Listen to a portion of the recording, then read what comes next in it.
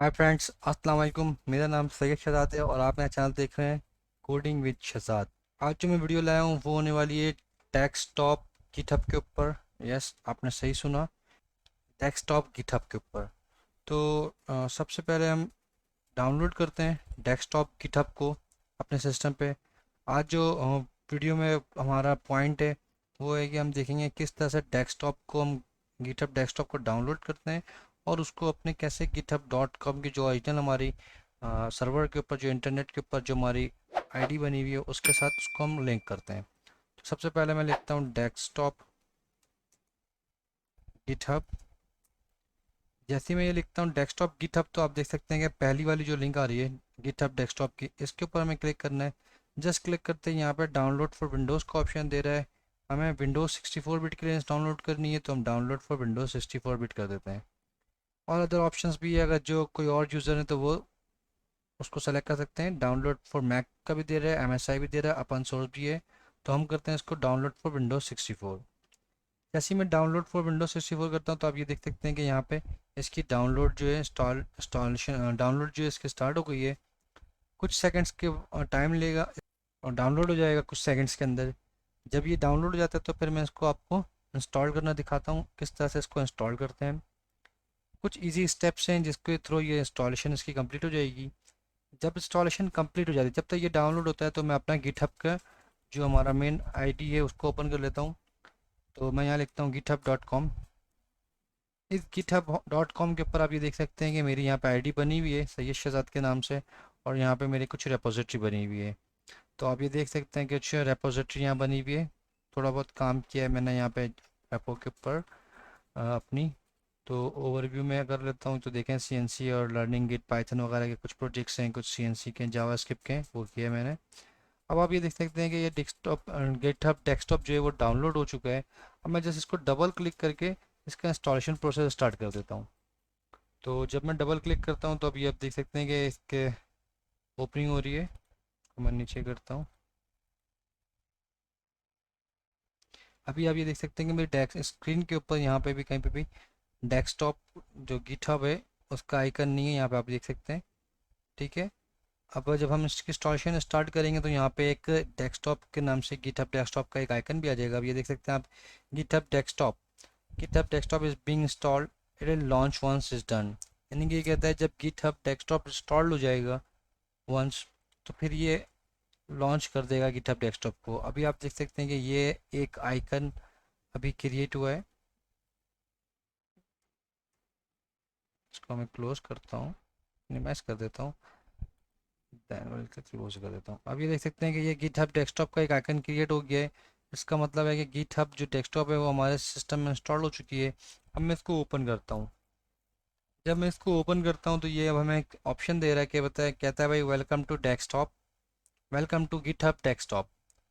अब यहाँ कहता है कि दो ऑप्शन है, न्यू टू गिटहब। अगर आप न्यू है गिटहब के ऊपर तो अपना अकाउंट क्रिएट करें। यहाँ पे आप create your free account click करते हैं तो ये आपको गिटहब की डेस्क जो वेबसाइट है उसके ऊपर ले जाएगा। जस्ट मैंने अभी आपको दिखाने के लिए गिटहब की क्लिक किया है। तो ये देखें गिटहब की वेबसाइट के ऊपर ले आए। और जब आप यहाँ पे आएंगे, अगर आपका अकाउंट नहीं है गिटहब के ऊपर, आपने अगर अपना अकाउंट गिटहब पे नहीं बनाया और आपने काम नहीं किया और अभी आप काम करना स्टार्ट कर रहे हैं, तो आप यहाँ से अपना गिटहब का अकाउंट क्रिएट कर सकते हैं। यहाँ पे यूज़र नेम आ रहा है, आपने जस्ट अपना यूज़र नेम लिखना है। और सपोज अभी मैं लिखता हूँ सैयद शहजाद 13। ठीक है। और उसके बाद आपने, ये कहता है कि भाई what your browser did not support, ये कहता है भाई आपके पास ये अवेलेबल नहीं है, आप कुछ और नाम रखें।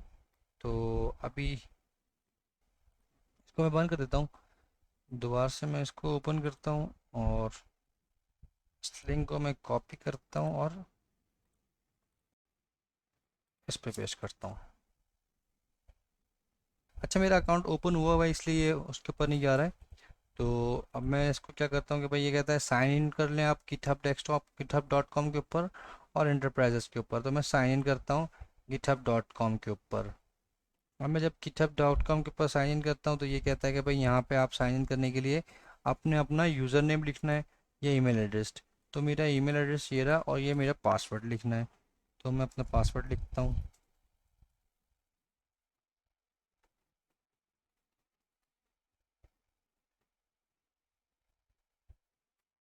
ये ब्राउज़र थोड़ा सा मसला कर रहा है, इसको मैं बंद करता हूँ। अच्छा, साइन इन के प्रोसेस में चला गया है। ये आप देख सकते हैं कि इसकी जो है लोडिंग का कर्सर घूम रहा है। तो ये थोड़ी देर में ये हो सकता है लोड हो जाए। अगर लोड ना होता है तो फिर मैं इसको दूसरी विंडो के ऊपर करने की कोशिश करता हूँ। अब ये देख सकते हैं आपके डेस्कटॉप गिटहब को ऑथराइजेशन चाहिए, यानी कि वो एक्सेस मांग रहा है आपसे कि भाई रेपोजिटरी जो पब्लिक एंड प्राइवेट है और फुल एक्सेस दो। अब इसे हमें एक्सेस देना होगा। तो मैं यहाँ से ऑथराइज डेस्कटॉप जैसे ही करूँगा तो अभी आप ये देख सकते हैं कि यहाँ पे ये साइन इन का ऑप्शन घूम रहा है। जैसे ही मैं इसको ऑथराइजेशन दूंगा तो वो जो लोडिंग का ऑप्शन है वो ख़त्म हो जाएगा और वो डेस्कटॉप जो है गिटहब ओपन हो जाएगी। अब ये देखें, लॉगिन का ऑप्शन ख़त्म हो गया है, जो लोडिंग कर रहा था वो ख़त्म हो गया है और ये अब हमारा ओपन होने के टाइम आ गया है। अब ये कहता है कॉन्फ़िगर करें गिट को। This is use to identify the comments you create. Anyone will be able to see this information if you publish comment. अगर मैं कोई भी चीज़ रेपोजिटरी बना के कमिट करता हूँ तो हर कोई देख सकेगा, ये बता रहा है। Use my GitHub account name and email address. या तो मैं ये कर लूँ या मैं ये कर सकता हूँ कॉन्फ़िगर मैनुअली कि भाई नेम ये और मेरा ये। मैं कहता हूँ कि भाई यूज़ करो मेरा गिटहब का अकाउंट नेम और जो ईमेल एड्रेस है। हमें ज़रूरत नहीं है कि हम इसको दोबारा से कुछ और बनाएं। और जस्ट मैं फिनिश करता हूँ। अब देखें, जैसे ही मैंने फिनिश्ड किया है तो आप ये देख सकते हैं ये सारी रेपोजिटरी यहाँ पे आप राइट साइड के ऊपर देख सकते हैं जो मेरी गिटहब के ऊपर बनी हुई है। Boot camp 2020, boot camp session 24, C N C assignment demo, ये सारी जो रेपोजिटरीज आ रही हैं, ये सारी रेपोजिटरीज जो आ रही हैं वो यहाँ से आ रही हैं।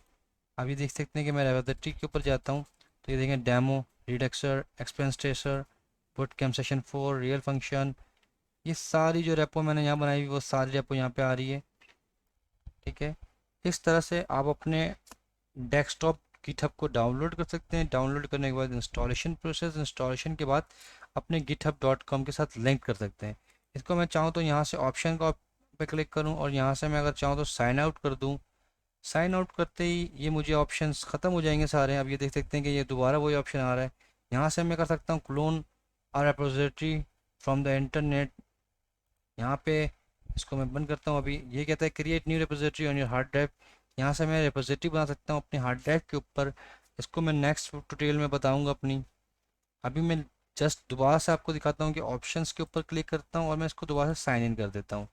कंटिन्यू विद ब्राउज़र करता हूँ और जस्ट ये ऑथेंटिकेशन दोबारा से मांगेगा।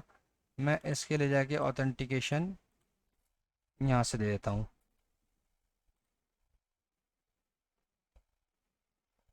अब ये देख सकते हैं ऑथेंटिकेट हो गया और यहाँ से हमारा गिटहब का जो .com की जो वेबसाइट के ऊपर github.com के ऊपर हमारे जितनी भी रेपोजिटरी बनी हुई है वो डेस्कटॉप गिटहब के साथ कनेक्ट हो गई है।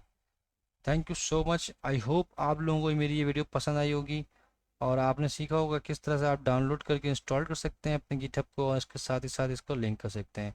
आने वाली नेक्स्ट वीडियो में मैं बताऊँगा किस तरह से हम रेपोजिटरी क्रिएट करते हैं।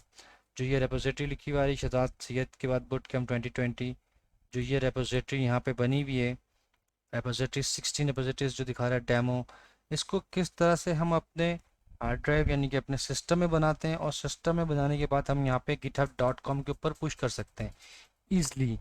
ये मैं आपको बताऊंगा इंशाल्लाह नेक्स्ट वीडियो में। तो आज तक के लिए इतना ही। Thank you so much. मेरी वीडियो को लाइक करें, सब्सक्राइब करें और कमेंट में मुझे बताएं ये वीडियो कैसी लगी।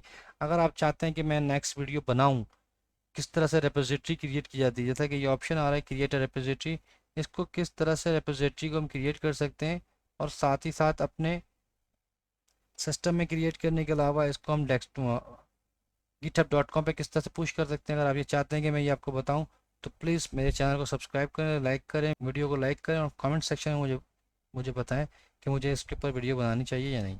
Thank you so much. अल्लाह हाफिज़।